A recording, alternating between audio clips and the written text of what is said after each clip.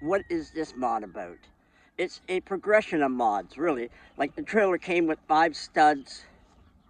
My truck has 8. So I went to 8 studs hub on the trailer on the HQ15.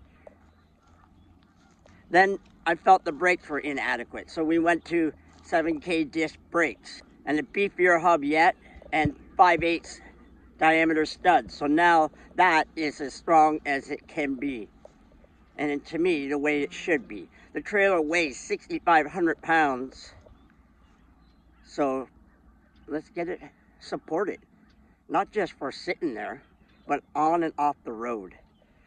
So the other thing about that is that my tires on the truck are 285s. On the trailer, they're 265s.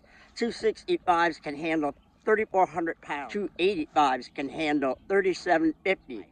That's a significant jump. I want the same size on the trailer.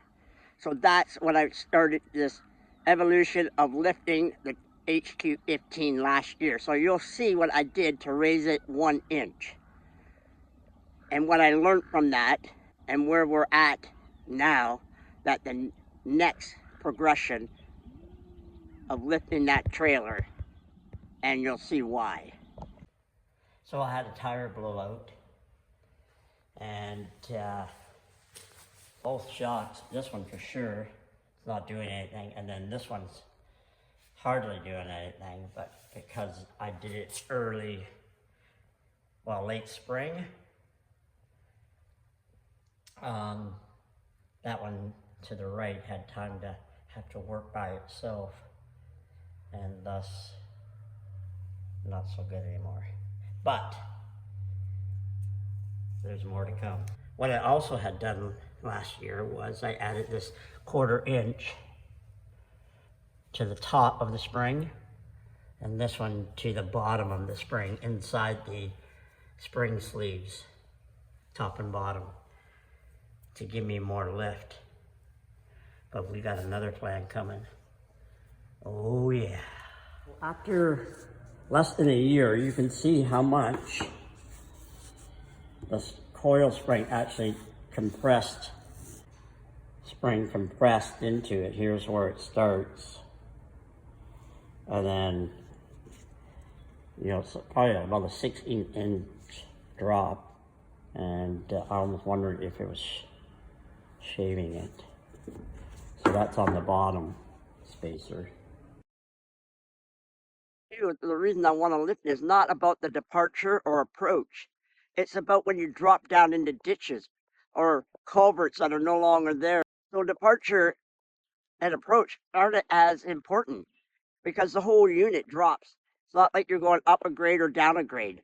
So by adding that little extra height will get me through some of these drops. And if you look at which I'll show a clip from, the Alberta area that I went off and drove down a road that no campers ever drove down, you'll see, it's not even a road, you'll see what happens. And the fact that I had to actually put boulders in order to get back out if I didn't want to smash the back end of the gray and black water tank again. Just those drop down, drop back up out of ditches where you're on the level, but the ditch just drops, 1.5 feet, 2 feet. Follow it. See what you think. Add your comments. Like and subscribe. Is stronger always better? So what if I said I could gain 30% more strength from my coil springs or from a set of coil springs? Would that be better, carrying 6,500 pounds on 2 wheels? Stronger is better. Let's get it done.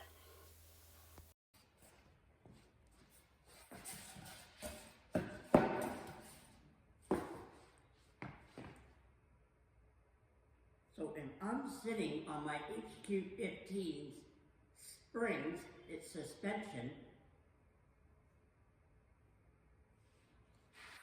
then what is holding it up? It's not these springs anymore. You know what? Bye-bye. I don't need you anymore. Cheers. Yeah, I thought I'd explain the whole process. You know, having made the changes last year to raise the trailer an inch, and then discovering that in a short period of time, it settled back down to almost 30, well, back to 34 inches. So it left me thinking, how does it drop back down to that height, which is very close to the original height? So initially when I drove away, the trailer handled better. It was tighter in the turns, it was firmer, just felt good on the highway, for example. And when I got back here a year later, I'm like, okay, what made this trailer drop back down? And I was suspecting that the spacers I added were the issue, that they got crushed perhaps, or affected by the weight of the trailer. Now granted, the blowout and having lost the shock, and then one having to work extra hard, would impact the whole performance of the trailer. And it was back to swaying a little bit, not as tight in the turns, like when you're on the highway making maneuvers. And so, I mean, not to the point that I was concerned or anything. The trailer's not going to fall over, but you can definitely see if you're doing like multiple turns in different directions, like you're doing like S turns and stuff, then you get that rocking happening, and you have to counteract the direction the trailer's leaning on the next turn. So I thought, yeah, so let's check out the spacers and see why it did drop down. What made it go back to that height? One thing led to another. I needed to get my truck worked on. I needed the bushings or new leaf springs in the rear of it, and I ended up stumbling across a guy that can make springs. So I'm eager to try this out and see what happens and how they respond. I gained 1.5 inches in height between the springs and the new set of tires bumped me up to 1.5 inches. So how good is that, right? And we'll find out. Kind of looks the same, right? Well. It's not. Yep, those are new coil springs, custom made by a true American craftsman. These are estimated, they would be 30% stronger than the coil spring I had in here. And it turns out he made them perfect. The hardness test was bang on. So they're actually 39% stronger than the springs I had before. He dares me to load them up. The springs that were in here before were what you would say were linear. Each coil was the same. Slightly bigger round diameter steel. But what also makes them different is these are a progressive spring, not linear. So they have give in the beginning, and the more you load it, the more it resists. More on the little test run when we get out off road to see how stiff these are and how the trailer rides. Say goodbye to any swaying back and forth on the highways. I should be able to turn the corner even better. So that is the lift. Now, having lift the trailer,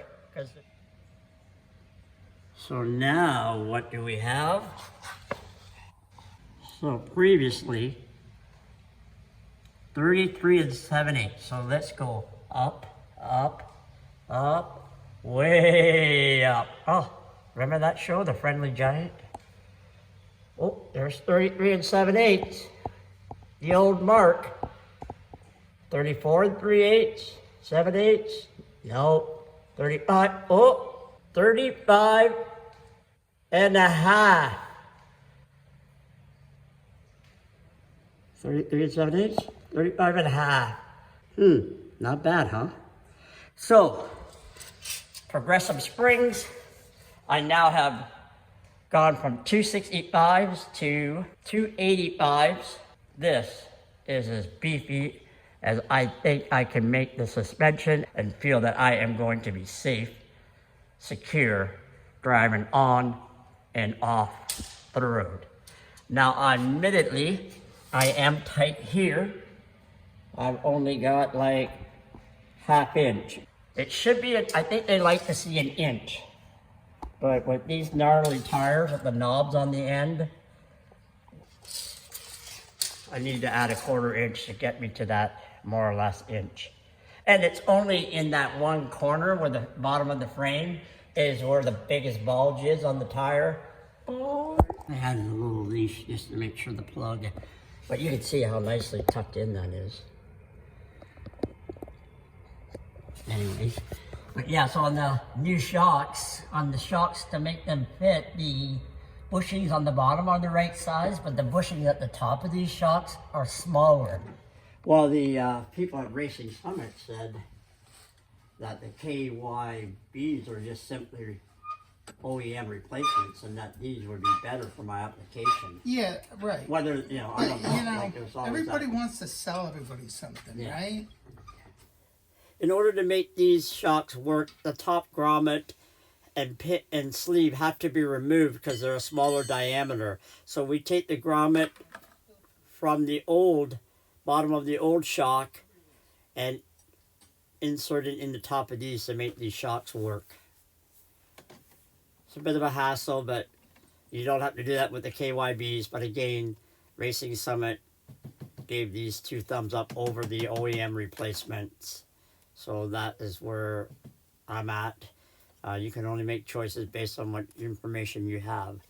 And now moving towards the end of this suspension and lift mod, I'm just going to close it out with a few other mods I did. This is interesting. That is well over an inch gap between the frame rail and the tire. On the other side, it's like 3/4 of an inch maybe. That's hilarious. Now I'm seeing it. I got my hair cut, and but you know, it was a barber shop, like, you know, the ones you drive by and they got the red, white, and blue. I thought, oh look, a classic barber shop. Probably got a couple old boys in there, right? I'll get a decent haircut for cheap. But no, I go in there, it's fancy as shit. It's like a men's, you know, guys getting shaved and funky trimming, and I'm like, how much could it really be, right? Well, $40 American. So, anyways, I could have to deal with it.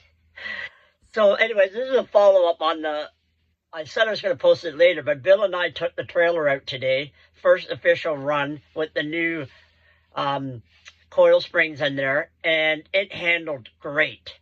You know, it was very tight, very controlled, and on the turns, you know, up and downs, like, it was really handled well. Much better than it's ever handled, even better than when I raised it that 1 inch, even though that eventually became not as good at handling. For, you know, for some reason, that trailer ended up creeping back down to about 1/8 of an inch from what I originally had it, you know, that it came stock at 33 7/8. So it was really felt good to see and get feedback from Bill, who followed me. And we didn't off-road per se, but the parking area we went to, aside from some really good tight turns in a 25-30 mile zone, we had the parking lot had like these ramps that came, well, it's more of an industrial blockway between big buildings. So they had those gradual ramps coming down for the transport trucks. They had the culverts in there for the manholes. So there was a lot of dipsy doodle, and so you really got actually a pretty good feel for not being off road to see how the trailer responded. And I'm very, very pleased thus far. I'll do a follow-up further down the road too as well, but so, you know, if this is any indication, I'm really excited, and I feel golden that I gained that little bit of height, got those bigger tires on, and now I'll be able to tackle those ditches. You know, it does help with the approach and departure, but a lot of places I've gone to, you just got a straight flat ditch, and, you know, boom. So the whole trailer will just drop flat, and then the backside hits, and it, you know, pretty much crushed. You know, well, it hit impact hard enough for sure, and then it also crushed the diesel vent lines I had for the air intake, and it also busted the drain which was higher than what they come stock, and I still broke that. So, and that's why there's see the next video where I do a little alteration yet again on the outlet for the gray to tidy it up and tighten it even further. It's really cool, and I owe Bill for that idea as well. So that's great, but that's in another video, and I'm just adding this to the tail end of. And then you saw how the one tire is out further than the other, and we discovered that I need to do a little bit more turning on the alignment just to get that one tire standing a little bit more. It's not tragic. If you really eyeball it, you might think it's tilted, but it's very slight. But it's a taller tire, so just moving it a bit can make a big difference, and we'll find out to give me that little extra clearance. Like I say, on the other side it's over an inch, on that side it's like 5/8 of an inch, so I gotta guess that the part of that is alignment. So let's hope so, because I don't want to add a 1/4 inch spacer if I don't need to. So that's it for this mod. I hope you enjoyed it, found it interesting, useful. And, I'm a mixed bag. I'm not here to follow a niche. So if you find any of my shit interesting, feel free to, like, subscribe, hit the notification bell, that whole routine, But let's keep moving. Let's keep rolling. Keep staying on the path.